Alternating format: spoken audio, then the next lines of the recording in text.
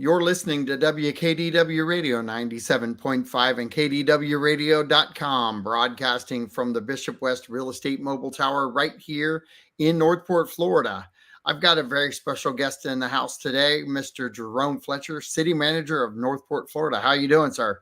I'm doing great, Mr. Rollins. How are you doing? I'm not too bad. So let's start this out real quick with maybe a city update on some actions that you've got lined up. Yeah. So first of all, just recently, earlier today, the decision came out from the most recent Court of Appeals, giving us, the city of Northport, a major win, so to speak. The case was denied for review for the West Villagers residents who wanted to de-annex. So this means that the case has gone in our favor. They have 15 days in order to reply for that. And I'm under the impression that it is a very rare chance that they will get another chance to bring this particular item forward anymore. So we are very excited and happy. I know that this has been going on long before I got here, and we knew that we would get it over the finish line. And once we do, in the next phase of this, we can sort of move on. Like, if you might remember, our Community of Unity tagline was born out of trying to make sure that the people who wanted to de-annex realize that we're all one community, regardless of how the court case ends up. So we're going to stick to that and make sure that we give them the best things that they need to make their quality of life the best it can be. Well, and there's a couple things there that you said that people need to also hear, that there's city balance, that the focus is not just Welland Park. Correct. And we have a lot going out throughout our city. And I've heard you mention that several times, and other commissioners too. While it feels like that's where the attention is, that's a major growth part of what's happening within the city too. Absolutely. Our deputy city manager, Jason Yarborough, has said and keeps saying that the majority of the permits that are being pulled for building and new activity is in Legacy Northport, not in Welland Park.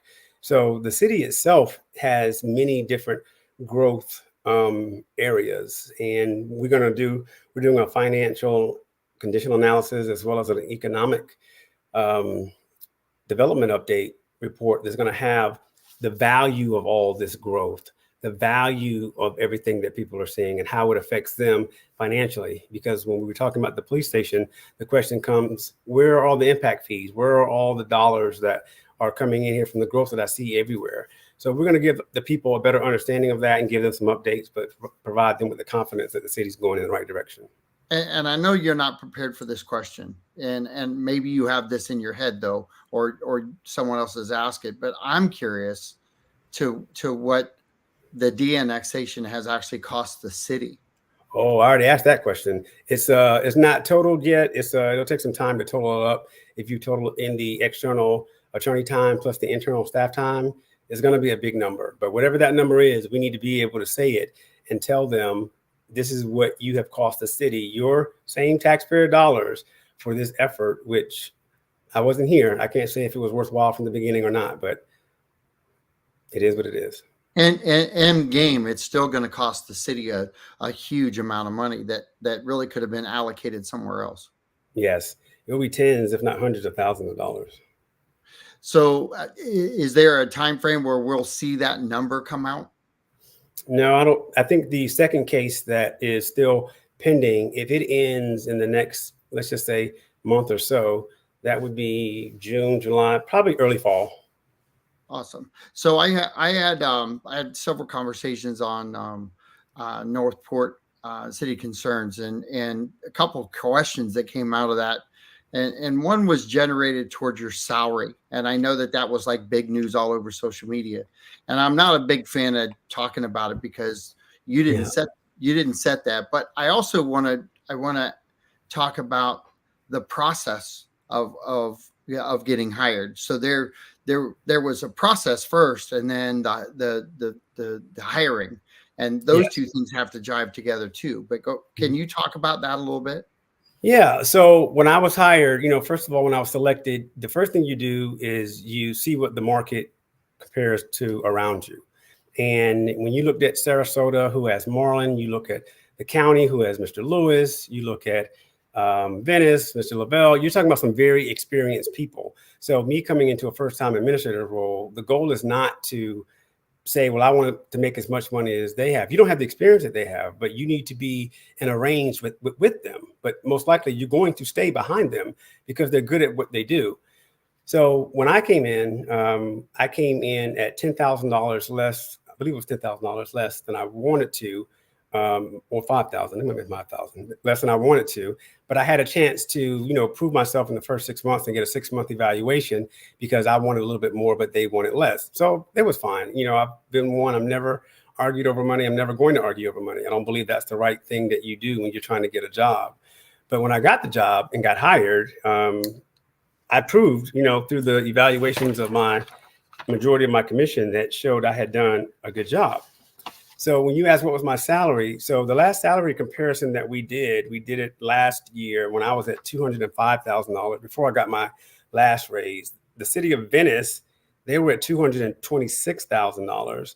City of Sarasota was at $217,000, Longboat Key $211,000, Fort Myers $246,000, Cape Coral $259,000, Bradenton $203,000, our county $257,000, and Charlotte County $189,000. So you look at all those things and just make sure that you are paid something that is representative of your worth and what this job entails. And for the people who don't understand why a city manager salary is so high, most likely they don't understand all the responsibilities of a city manager. And that's okay. They don't need to. They're not supposed to. We don't think that they have to. But at the same time, you need to respect what the profession and the experience and the education details for the salary. So you're not out of range from the area. You're still well within that. There are, and I've said this numerous times, but we count on our officials, even the city commissioners, who really don't make nearly enough money for the amount of time and energy that they put into it. And the quality, I'm not going to pick on quality as in the person, but there are so many more people that may run if it was the pay grade was higher. So the opportunity for others to engage in the city would be different. The pool would be different. So the Charter Review Board, John, has looked at the commissioner salaries, and I think the last time when they spoke to us a few months ago, their determination was that they couldn't, one, put a job description on the commissioners and determine that it was more of a full-time job versus a part-time job, which is what it sort of was referenced at when I believe the city first started and how it came out so low. And if I'm not mistaken, I want to say the county commissioners make, let's say they make $90,000, $90-something thousand. Our city commissioners make $30-something thousand. That is too big of a gap for what our commissioners have to do on a regular basis in order to satisfy the needs of the role. I don't think you need to go to the top, and you definitely shouldn't be at the bottom. And just like they would say with my salary, you should be somewhere in the middle. Well, in my case, I'm more towards the bottom just because of lack of experience and the other experience they have. But you get my point. You don't ever want to have your people at the bottom. And I feel like our commissioners are at the bottom. And I do think that we need to raise it up. And I've had this conversation with Joe Justice from the Charter Advisory Board. Anything that I can do to try to help that, but it's not getting that traction that I wanted to get yet. And we go through these conversations at times. I've been here since 2000, and I've watched the small increments of increases with the commissioners along the way. And I always chuckle because, the sign coming down 75 is you can make $95,000 a year flipping hamburgers as a manager at McDonald's, but our city commissioners are half that or less than half that. And there's a chunk of responsibility that has to come with being a commissioner, let alone a city manager. But everybody has to kind of to work this out. I'm not a fan of raising taxes. I got accused of that. I'm not a opponent of that. But we also must talk about that because we haven't raised our taxes, our millage rates here in the city. I think we're going on the third year in a row now, correct? Fourth. fourth year in a row. And see, I guess I'm for raising my taxes because I would rather have incremental increases than one large increase when we go, oh no. That's right. So it's a double-edged sword for me where I like the plateau that we're at, but I also recognize I don't know how long that can continue to maintain itself. So the time period already ended. It cannot maintain itself anymore. So during my, Northport United speeches, I've talked about the trajectory of our millage rate versus the trajectory of our expenses, and they are not close together. They are both there. There's a gap there. So I believe we are at the point of needing a millage increase right now, especially looking at our budget that we're trying to balance as millions of dollars off. When we put the budget in front of the commissioners, they're going to see where some of these pain points are, and you're going to start to cut into quality of services. And if that happens, then that is not going to be good. But there will not be a millage rate increase this year based on what the commission has guided. This is a very, busy year with so many things going on. I don't believe that the millage rate increase will happen. We will try to maximize our revenues or making sure that everything that we can and should be charging for that is our responsibility, that we are. So that's a part of it as well. We have to make sure that we are turning over all the seat cushions, so to speak, to make sure that we're getting every dollar we can. We all know that, the economy and the world right now is not in a good place financially. I would venture to say there will never be a good time to do it. And no one wants to do it. It's not a fun process. It's not something that the commissioners or the city management gets up and say, you know what, let's raise taxes. That's a great thing to do. But it's necessary for the financial future of this city to be at the level that you want. If you want it at a lower level, then we can drop it down and drop some services, and then we can deal with that. But that's not something we would advise. That's not something our financial professional acumens would give as good advice. So we've learned a lot through Ian, and I'm going to talk about that a little bit, because before we see you again on the next episode, we're going to be in hurricane season. And last year, WKDW and the city have partnered up. We're internet based. We also have the antenna. But the beauty of that is we partnered up and we're part of the Hurricane Information Network. So you can turn to 97.5. And we've actually given you guys at City Hall the ability to click a button and be on the radio instantly, which is a beautiful thing.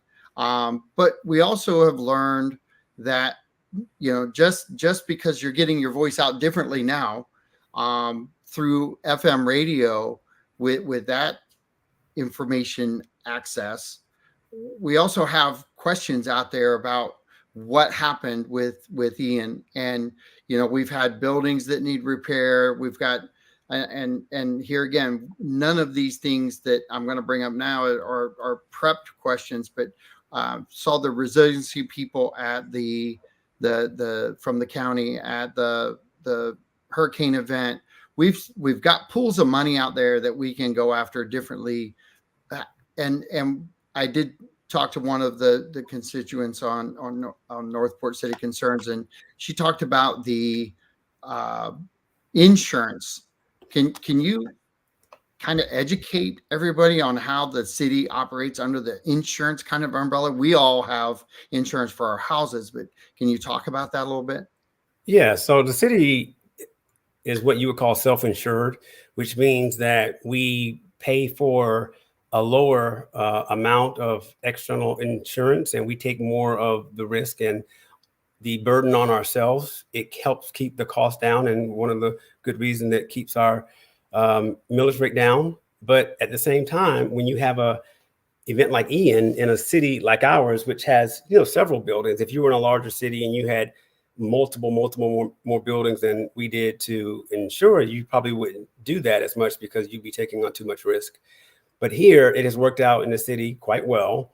And even though when we had Hurricane Ian, there were some questions, like you said, around our insurance and then the repairs that we had to do and make. And, As of April 15th, 2024, the city's total Ian expenditures were $55 million and $40 million in revenues we had collected. So we're still not right-sized on how much we need to collect for Hurricane Ian. At the time of Ian, we had layered coverage for non-utility properties with 2 carriers, Axis and Everest, and a third policy with Ace American Insurance for utilities property coverage. So, and the $10 million in coverage we have in non-utility properties and $10 million in coverage for utilities properties were there when Ian hit.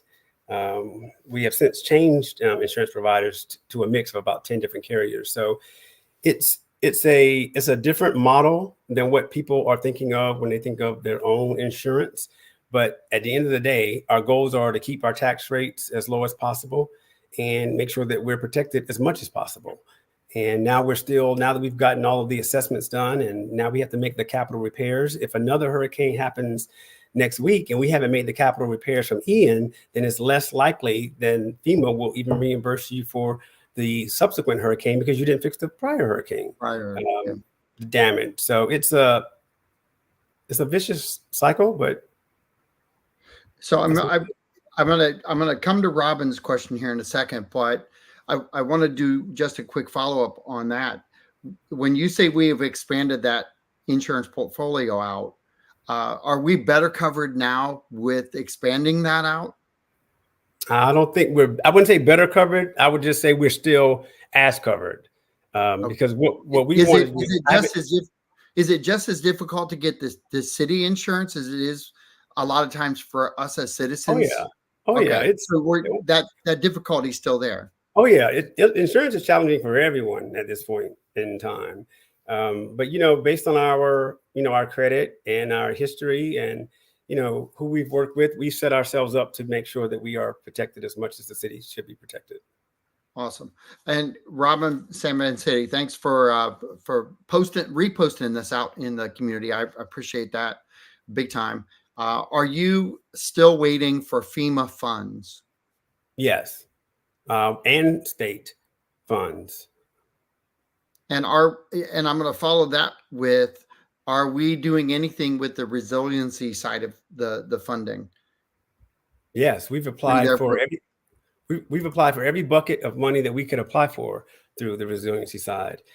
We do believe that we have a strong case to get a good chunk of the infrastructure for public entities. One that was open several weeks ago, and we know that the county commissioners and county staff, they all know what we went through from Hurricane Ian, and we believe that we will be taken care of during that process. And Sean Kirkpatrick has a question, and it is, I put his other one up there. So when will the insurance versus FEMA issue be resolved as it pertains to the Morgan Center and the gym repairs? Specific for him, and I know we've talked about this multiple times, is the gym floor.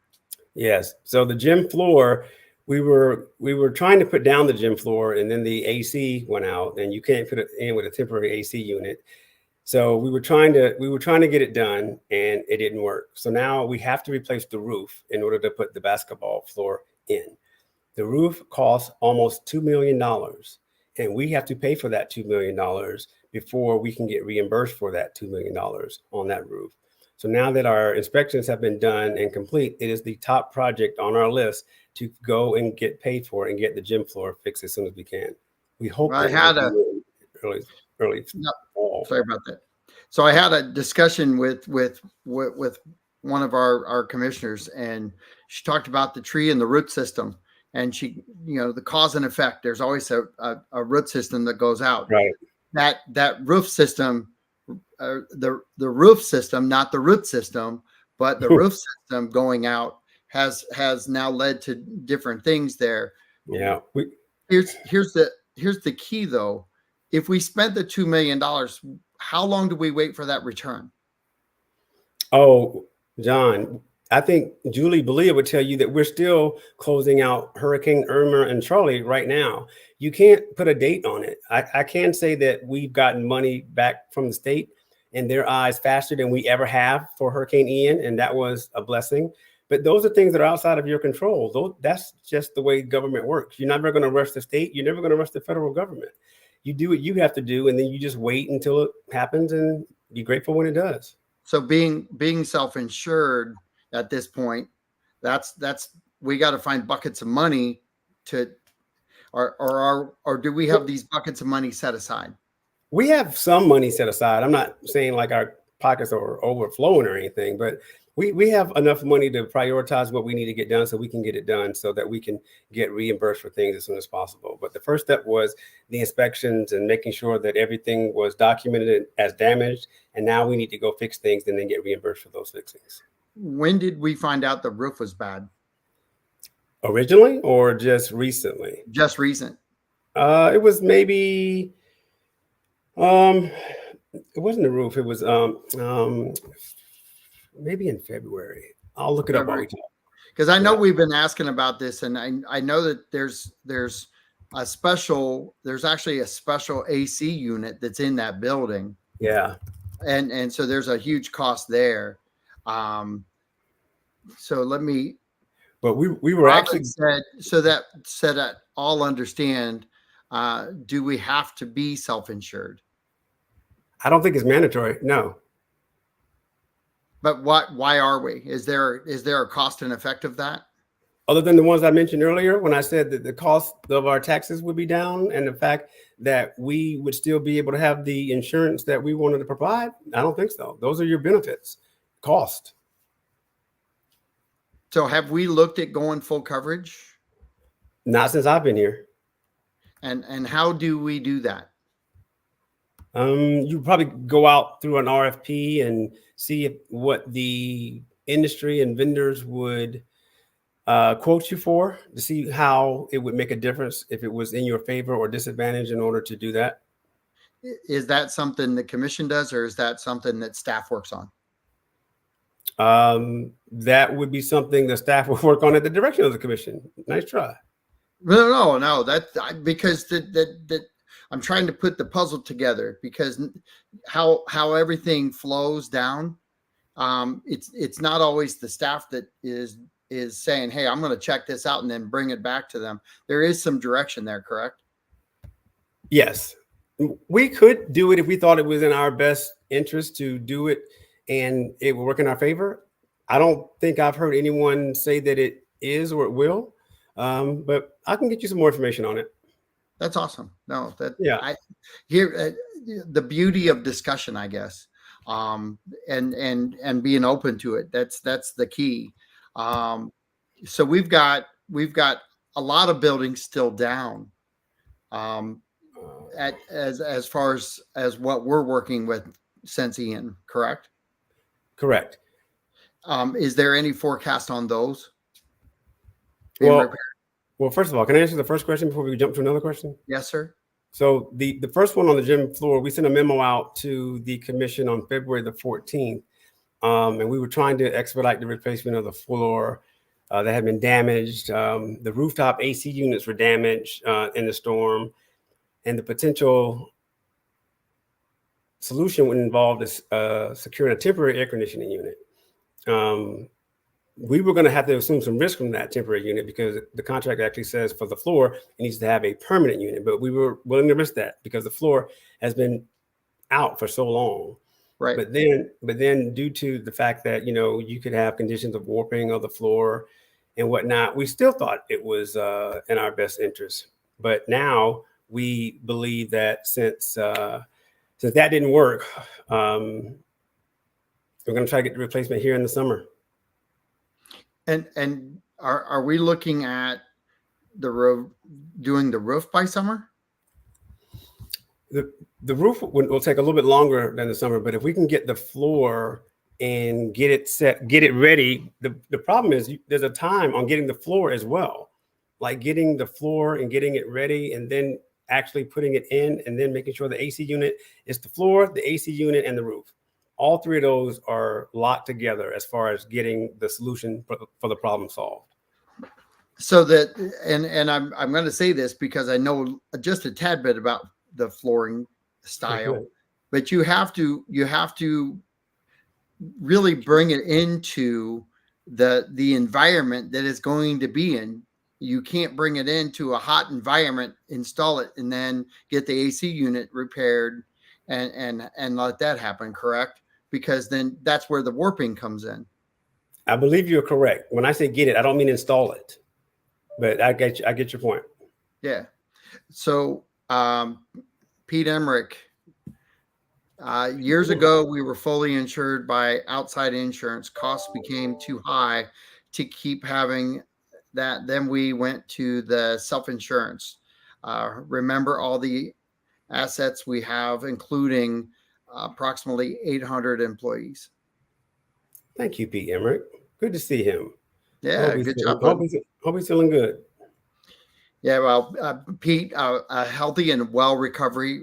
He had a little bit of pneumonia, and we just need to get him out running around. We got to get that C collar off first. Right, but he's got to take it easy first. Don't let him go too fast. No. So is there by the way, if any listeners right now have any questions, as you can see, if you can put them through Facebook, that would be awesome. And I also go back and look, if you are watching this later, I will gather questions for either the next show or I will get them to him, and Mr. Fletcher will absolutely address them. But I appreciate everybody who's commenting at this point. So we've got some big things still happening with Price Boulevard. We've got Warm Mill Springs. I've had plenty of discussion about Warm Mill Springs beyond my belief. I'm at the point where I'm tired of Warm Mill Springs. I just want something to be done. Hang in there with us. Hang in there with us. You got it. If I'm hanging in here and I've been here only 2.5 years, the people who have been here for a lot longer, this is the most progress and conversation you've ever had about Warm Mill Springs. Hang in there while we get to the finish line. So where are we at right now? Right now, if you had to sink your teeth into something, where are we at with Warm Mill Springs? Is there a good update? So this is what I would say. I think there's 3 possible pathways. One, we've met with John Thaxton and Christine Johnson, and they are very convincing on a conservatory easement process, which would allow the rights of the springs to be sort of frozen in time while still financially compensating the city at a pretty high amount that would allow for more improvements to be done. All 3 buildings could be kept.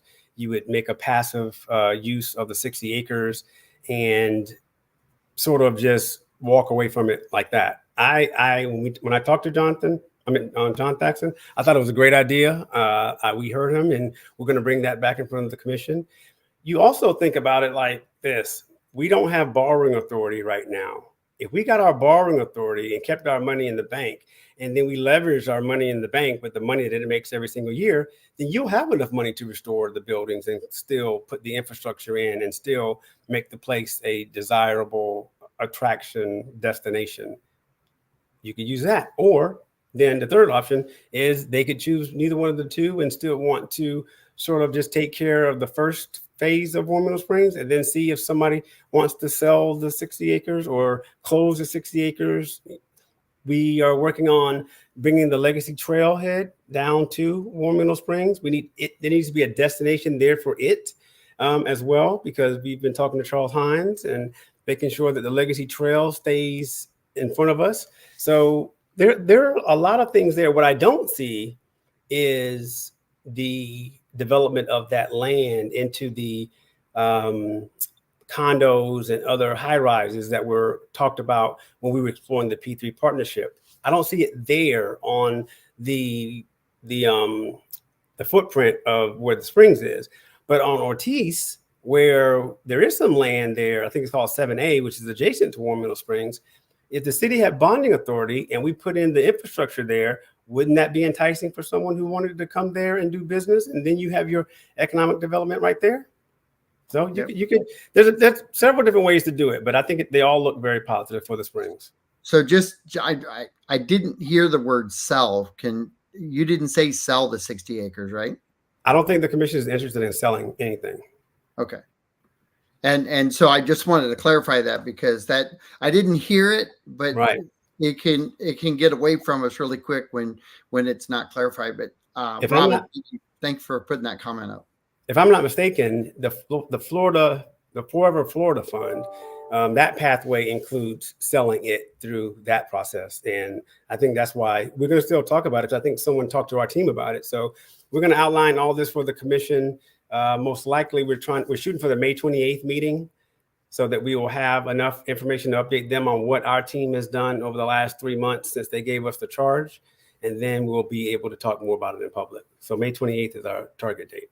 So what actually, and I have to ask about Ortiz because functionally there's a lot over there that needs to, I think, be blended in together, like city wise. It when we run water down Ortiz, do you envision or does the commission envision annexing that part of Ortiz that's in Sarasota County into the city of Northport? I would think so. I see people over there annexing now because they want to get onto our water and sewer because they're having issues with what they're dealing with now. So I think it's just going to improve. I don't see us proactively, forcing the issue because I'm not sure we're in the position to do that. But I do see it happening. I just don't know how and when it will happen. Yes, but yes, I do. Yeah, and just I'm just kind of mapping out futuristic. I had this conversation with another constituent online, and she was concerned about the changing with mixed use, and I took a different approach and explained all of it as far as the advantages if your property did get switched. And there is, when you're on a busy road like Price Boulevard and you're switching these things out, you kind of have to look down the road. You can't look these changes that are happening, Ortiz and Warm Roll Springs and annexing in. These are not today, now, right here, not going to happen, but they're futuristic, right? Well, it's just like the ULDC. You plan for the future. And it may take years or decades for whatever that fruition to come together, but you're making the best decisions now that's in the best interest for the future of everyone. It would be very short-sighted to just look and see what you needed to do for the next 1 to 5 years. We have to look big picture with these decisions. And so we've talked about. Somebody said this today, the other day, because I believe you included your name in the conversation, but the sign on Price Boulevard, when you found out it was there for 6 years, terrible. That's just too long, right? And it is way too long. It is. Can you give us some insight on where we're at with Price Boulevard and when that's actually going to start? Because again, I'm just gonna throw my hands in the air. It's Warm Roll Springs, Price Boulevard. I group them together because we've been waiting. Yes, you have. So our public works team had to get the designs redone for Price Boulevard after Hurricane Ian. Those designs, I believe, coming in early summer, and I believe that construction is scheduled to begin early fall or late summer. Okay. So we've got some action coming. You got it coming. So the beautiful thing now. Well, the beautiful thing is if you're on those corridors and you go to mixed use, couple things I'm going to point out to you. The activity centers all over the city are still not 100% up and running. Right. There are some changes that come with that, but mixed use is also not really going to change Price Boulevard right away unless everybody sells. Correct. It just gives you a different opportunity to keep your value higher because you have those options as it does transition. And that really was the full intent of the mixed use, wasn't it? Yeah, it really was. I mean, you need to maximize your commercial opportunities where you can. And the ULDC rewrite is going to help that, again, like you said, by putting the mixed use and different designations where they need to be. But from Price Boulevard standpoint, I don't think any of us can predict the timetable of when all those homes will be gone, but it just happens. But it happens. We're not going to go in there and tell everyone, well, oh, you got to get out of here. We're going to take your property. That's not what the city does. And the only way a developer could come in is if they pay you to get out of there and do what they want to do. So it's a lot of let me go to the most extreme circumstance of what might happen to me and let me fear that, as opposed to understanding what has happened, the time that it takes to happen, and the reasons that it happened that could calm those same fears. Right. And really the way that mixed use is set up is actually really there's a bonus for any homeowner now during the transition. Yes. To keep, because you if you buy, listen, I'm a realtor. If you're going to buy on a 4-lane road and you're going to butt up against that road, your property value is going to decrease compared to everyone inside. But if you have the ability to change that over, the property value can sustain itself. Yeah, and that's a small, I guess, good piece of news and something they would see as a bad situation. But I get it. I get it. But the situation has been designed for a long time, so it's adapting to what actually was designed to happen. Yes, now that is 100% true, and that's exactly how we see it and we know it to be. But again, we're talking about people and their homes and their livelihoods, and that would give any of us some concern if we were in that same situation. So I'm going to put Elaine Emmerich is wanting to know how many years will Price Boulevard be under construction. Elaine Emmerich, the Emmerichs are hot today. Hello, Elaine. Yes, they are. Yes, I would say I think it's going to be 2.5 years, if I'm not mistaken. The 2.5 years, that's a long time. So it is. And there's a lot of traffic control, different things that has to happen along with that. Well, and I think our public works director, Chuck Speaks, said that he learned a lot, and he's going to change some things. You remember when Price was shut down due to Hurricane Ian, and that helped him react in a way that's going to help Price Boulevard be handled once the construction happens. So you're going to have Price under construction. There's going to be things happening at Warm Mill Springs. You got the hospital over at HCA. The hospital is going to be building at Sumter. There's going to be still building over at Welland Park. There's Toledo Blade. Things are happening there. You're going to see so much new building and growth for this city that people are going to realize the growth that we've been talking about is actually going to start coming to see them, and then they'll be more aware of the efforts of the team in the city. So we were on the topic of conservation. Can you discuss the aspects of the as it pertains to our city and other areas that are sensitive? I don't think I was on a conservation topic, but since you want to go on conservation topic, well, I think the conservation topic went into the Warm Mill Spring side of things. I think I use the one word conservation easement, but okay. Your question is, what about the other aspects that we think are sensitive to the city? So there has been no sort of what I would call narrowing the focus of those particular areas. What I believe is that for everything that the people see on their day-to-day lives of the building, of the growth, that we need to be able to then identify an area that says, this over here is where we're keeping it special, keeping the trees and the wildlife. But when people don't see it where they used to see it and where they think it should be, they don't think it's anywhere. And we have to do a better job of either identifying those places or publicizing those places so that people know that in a city of 104 square miles, it exists. It just may not be where you think it is, but we need to tell them if they don't know. So that's part of something we need to improve on. And that's really part of the growth and understanding of the city that really has been there the whole time, but not identified as whether it's city owned we have conservation land throughout. We talked about that before. We've got over 15,000 acres within our city boundaries. Right. But you're not going after conservation land either. And you and the staff and the commissioners, aren't you working together not to hurt the environment? Yes, the best you can. Yeah, we're trying to have balance. The growth has to have balance. You can't grow and not care about the environment or the wildlife. That just doesn't make any sense.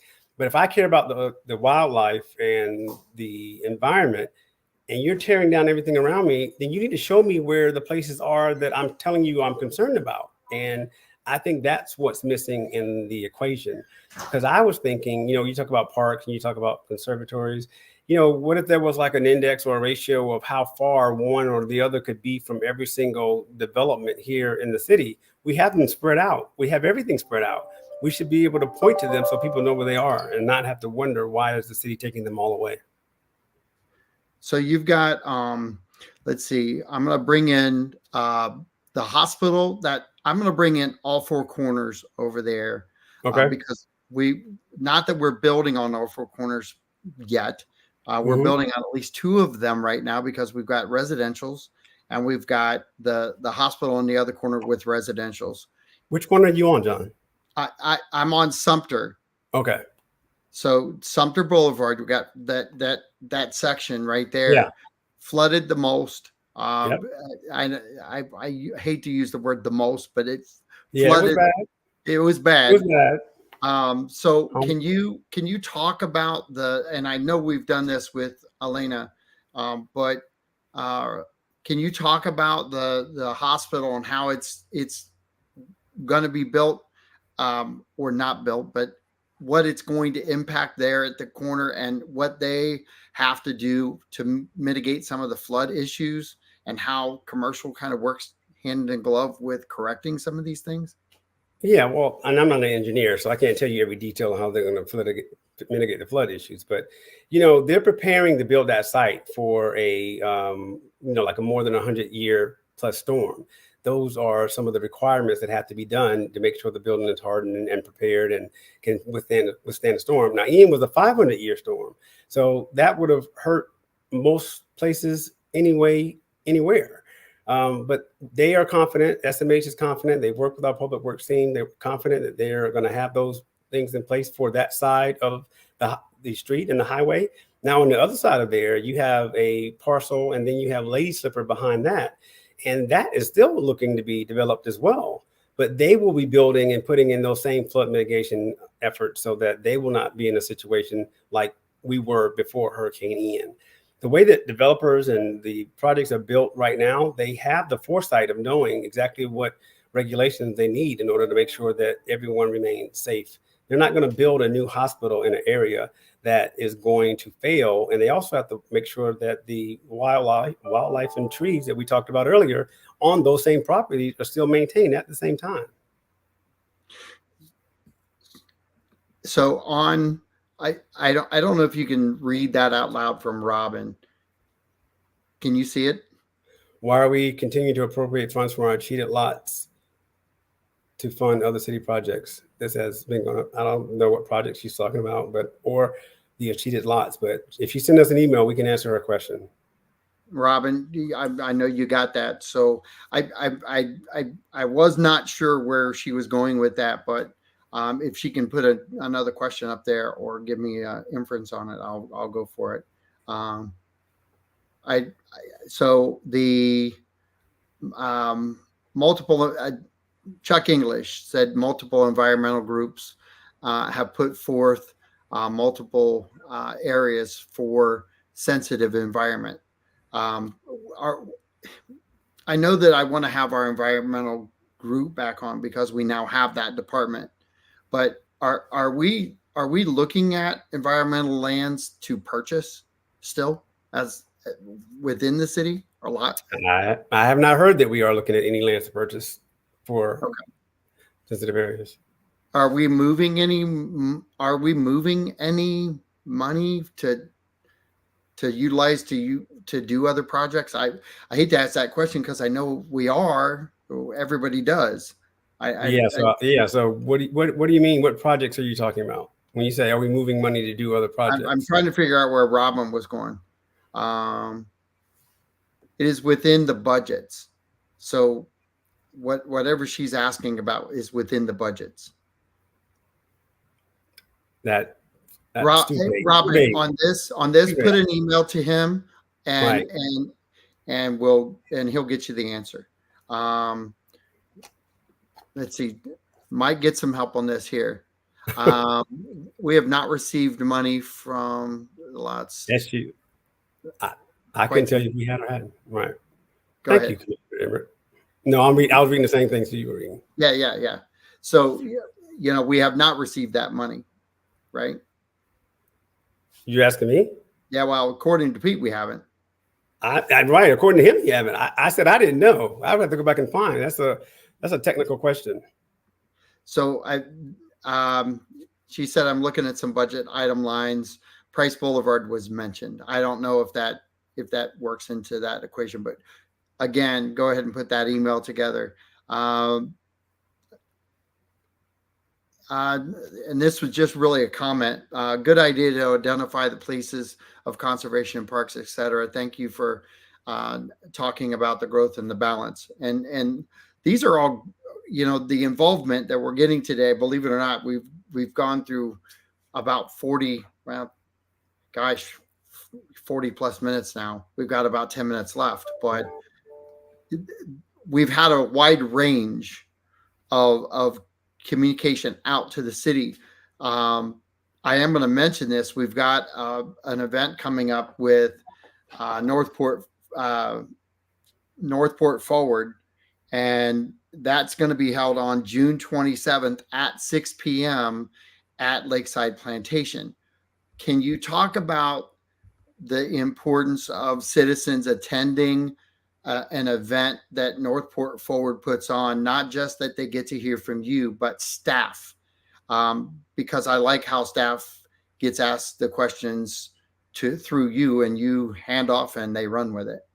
Well, yes. And before I do that, when the comment came up about, the parks and the growth and the balance, one, our parks has been selected as a finalist for the National Gold Medal Award in Parks and Recreation Management through the National Recreation and Park Association. So we're very proud of them, and it honors, agencies that demonstrate excellence through resource management, program management, and environmental stewardship, and more.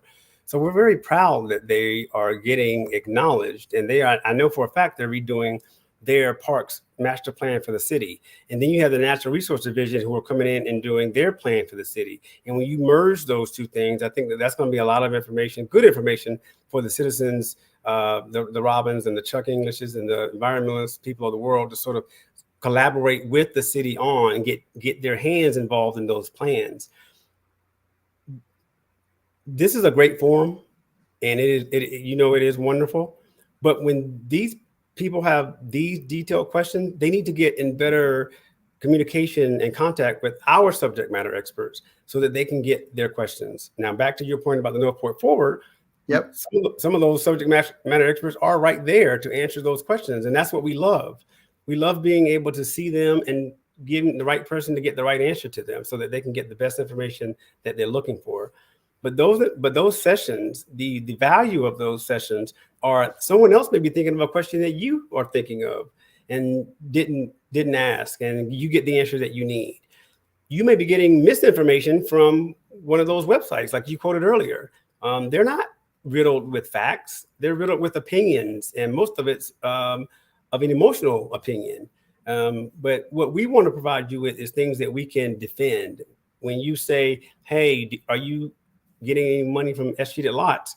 Our finance director will be right there, and she probably knows the answer to that question, for example. Well, well, I'm glad we're bringing this in because we've held these all over the city, and I bring this up because a lot of people think that as the city leadership, we need to be out more in the spotlight. We've had multiple Northport Forward events. We've got social media. We don't have a TV station where you're on every night, so you can drive home and listen to Northport news through City Hall. But we are trying to push content out the best we can. This has been a tough show for you, for one, because the vast amount of deep questions, because again, that's that tree effect. It's the layering of every question. There's a cause and effect that goes into play, and you have to dissect it the right way. You just a statement is almost, and I hate to use the word, a trap.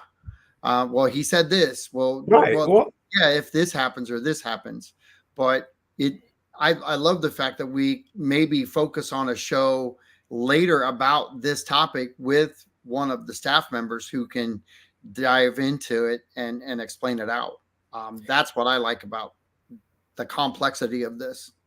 Yes, and from my standpoint, we have the conversations, and I think it sounded like earlier you were going to say that someone was saying that we need to be out in the community more, like we need to be doing more, like have FaceTime. Because I would challenge them to say, when has this city ever been out as much as we are out now and putting ourselves out there? Actually, I'm actually agreeing with you on that. That's what I'm pointing out. If there are naysayers out there that are saying that, you need to pay attention and get out to these events and see them in action, and bring your questions. Right. That's what they're there for. The biggest thing. Let's see, the majority of our demographics within the city are not able to attend these meetings in person, or the chamber or the commission meetings. But I have an answer. Yes, you do. And you know the answer is. Go ahead and say it. I know they're online, and I personally film the Northport Forward events, and I can guarantee you we're pushing that out, and we're getting great feedback from that. Thank you, sir. And I have to say that because one, Carmine and Northport Forward invited me, and the last time it was Madison at City Hall shot me the email and said, will you come out and do it again? So again, Robin is correct. A lot of these meetings are held during the day, but if you really want to dive into it, you have to, as a citizen, sometimes you have to take responsibility for learning about your city on your own in your time that you can. And Northport Forward, our Northport Forward United tour, they're never during the day. I think they're all night. And this one is at 6 p.m. Lakeside Plantation on the 27th in the clubhouse. So it's there ready to go, and that's in June, June 27th, 6 p.m. Lakeside Plantation at the clubhouse. And I can tell you, we've had about 150 in there with our organization before, so it can hold a lot. And John, let's also not forget that we've been doing community input budget meetings that have been virtual and open for people to attend. We did one. I know the second one got canceled, but our last one is Tuesday, actually, May the 7th, and it will be in chambers and online. People can log on to view and don't have to be there and can still ask questions online. So we understand that you got to meet people where they are. People don't have the time to get up and come to a community meeting like they used to, right? Like they used to back in the day. So you got to make it available to them. So Sean's got a great question. Not that all of them are great, because they are. What steps would you recommend for us to East Siders to take to get more city parks east of Toledo Blade? I think Commissioner Langdon is already carrying that torch, but I would say, first of all, you would need to make sure that you have read the master plan and understand where all the parks are and what the plan is for the parks. As the current master plan is being revised, I would start to make sure I knew, okay, what have you guys been doing, or what did you say you were going to do? And then say, okay, well, why are there so many parks out west? And then how do we get some more out east? Because the east is growing, and that's where the people are coming at. And then let's make sure that we have a plan for the east and the residents. And it will show you a map and a trajectory of how many parks are coming and when and where they're going. Robin, I've got about 2 minutes left, but I read at 6 p.m. is not an appropriate time. What time would be appropriate? Because that's too general for me. Is it 7 p.m.? Is it 8 p.m.? What are you recommending for working class? So one positive note here, John, your staff is wonderful. I met with 2 of the staff members this week about some detailed questions I had, and they listened to my input and suggestions as well. I think the Northport United events are good, and interviews like this one. How about that? Thank you, was nice. Ron. I appreciate it. Thanks, John. Yeah. So Robin said 8 p.m. So that's an 8 p.m. start time. Well, I'll throw that to Carmine and see what he could do. But do you have a response to that? Yeah, we're probably not going to do 8 p.m. start time for a community meeting. based on The time because of day, the 8 p.m. start time. yeah, 8 Yeah, p.m. start time is tough to do because right, you've worked all day. Uh, you've already put your 8 hour day. You're pulling all the staff members in to start at 8 p.m. That means it's a 10 p.m. breakup time and an 8 p.m. start time the next day. right. So I good. I like that. Um, but that's possibly down the road conversation. But it's something to address later. Let's see. The Chuck was brought into the URDC, and are we putting the cart before the horse in not attempting to do that versus the ULDC? No, I think the UODC was the most important thing that we had on our plate to address. I haven't heard anyone say that the comprehensive plan needs an overhaul like the UODC needed. The UODC was a necessary, timely effort that needed to occur so that we could stop tripping over ourselves and having different directions that conflicted with each other. So I don't agree with that. Okay. So I've got to tell you, we're at 4:01. This is John Rawlings with Real Talk Radio saying thank you for listening in. We'll talk to you soon. And to the social media listeners, thank you so much for being part of the show today and really asking great questions. Robin, if you can put an email over to Mr. Fletcher, I'm positive he will get that to staff and get you the answers you're looking for, more information. But great questions, great participation. Mr. Fletcher, thank you so much for your time. I really appreciate it. Always a pleasure, sir. You know that. All right. Well, you guys have a blessed day and we'll talk to you soon. And everybody be safe out there. Drive slow on your way home. We'll talk to you. Thank you so much. This is John Rawlings with Mr. Jerome Fletcher, City Manager of Northport, saying thanks and have a great night. Bye-bye now.